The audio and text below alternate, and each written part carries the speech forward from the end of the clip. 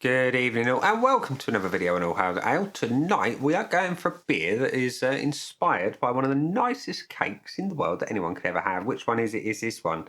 It is the Vocation Barrel-Aged Imperial Kirsch Stout. And I say it's inspired by one of the nicest cakes in the world. It's a Black Forest Gatto, quite clearly.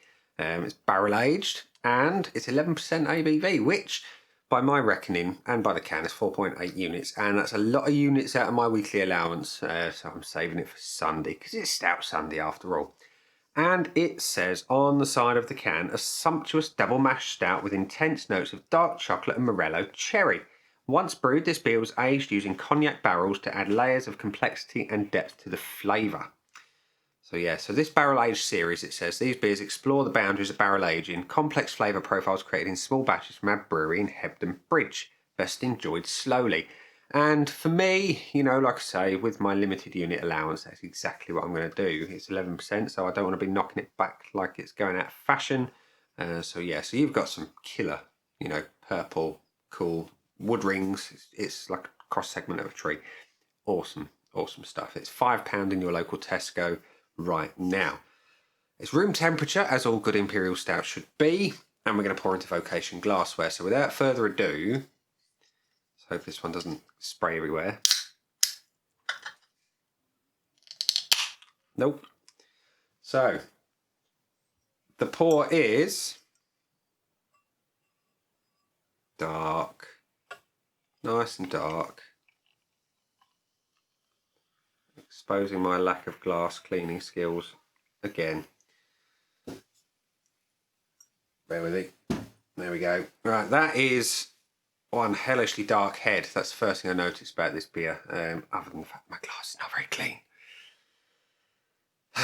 Anywho, we shall persevere. The head is brown. It's not overly compact or consistent, and the beer is jet black. I've got lighting right over there. It's letting nothing through whatsoever.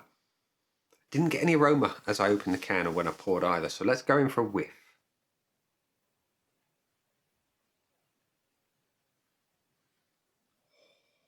That's intense. That is intense. It's dark, it's rich, it's boozy, it's slightly smoky, intensely roasted, big aromas when you get up close. It tells me straight away that it's in your face.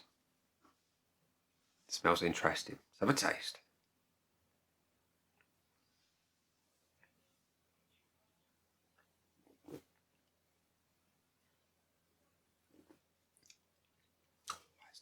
That is nice. It's sweet. It's strong. It's thick. It's nice. First thing that strikes you is it's silky smooth. Super silky smooth, and you get big hit of cherry. It's sweet up front, and then a slight sourness comes through. Sour in a good way, that is. And that fades into a nice dark chocolate roasted malt profile that's just lovely. That sourness from the cherries works really well. Boozy, and it does not hide it.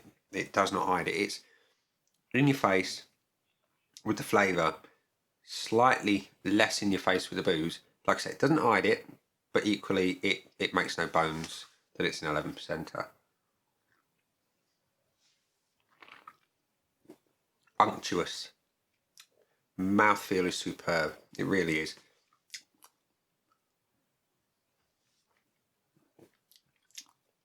I can't get enough of those cherries. They are absolutely delicious. And the chocolate, it supports it well. It's not overly dark, but the sweetness of the cherries sort of tempers that a little bit, brings it more towards a milk chocolate, but not massively so. And Skin and Blister's calling. She's gonna have to wait. She's gonna have to wait. I'll call her back in a minute. Like I say, the roasted malts are very much a supporting player here. They're not in the fore at all. It's all about the cherry and chocolate in this one. And I'm pleased for that. You know, sometimes I want something that's just out there. It's a little bit unique. I mean, cherry and chocolate's not unique, but it's the first cherry and chocolate stout I've had, and it's really, really nice.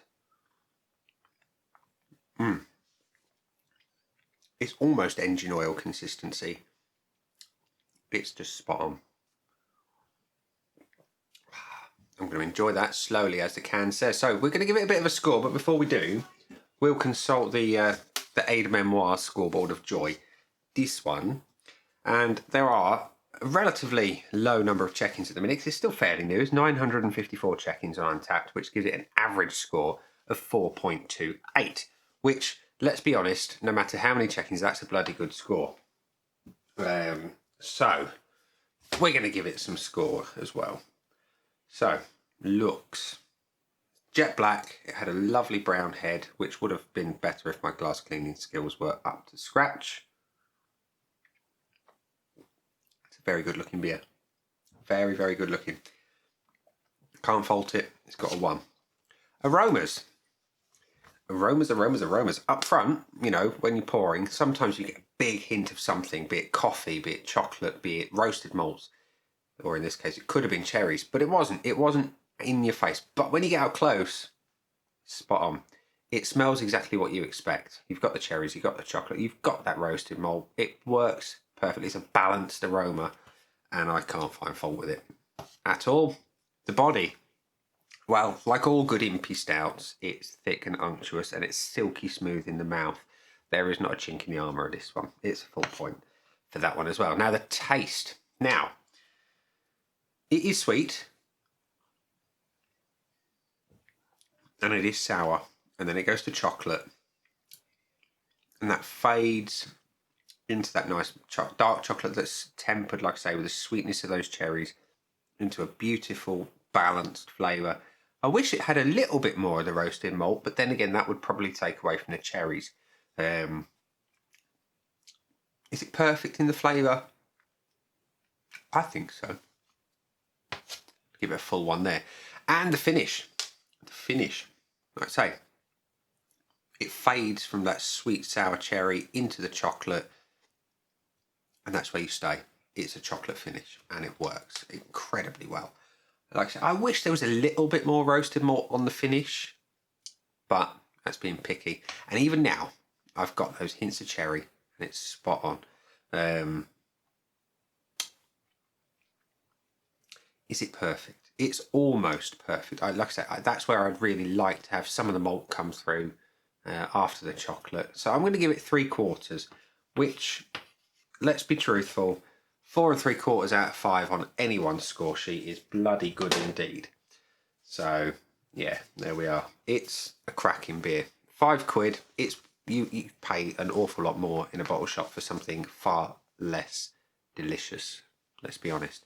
£5 for a 440 Imperial barrel aged stout. It's a bargain, ladies and gents. If you can get to your local Tesco that has it in stock, there's not many that have it in, and it took about 3 weeks from release to actually make it into my local Tesco in Longton in Stoke-on-Trent. But it's well worth the wait. So there we go. So, ladies and gents, that's the Vocation barrel aged Imperial Kirsch Stout. I've been Nick. Down there are some buttons, you know exactly what to do. We've got like, comment, dislike, and subscribe. Choose any combination of them as you wish, and let me know if you've tried this particularly delicious beer in the comment section as well. And that's it for me now. I'm going to go drink the beer. Catch you later.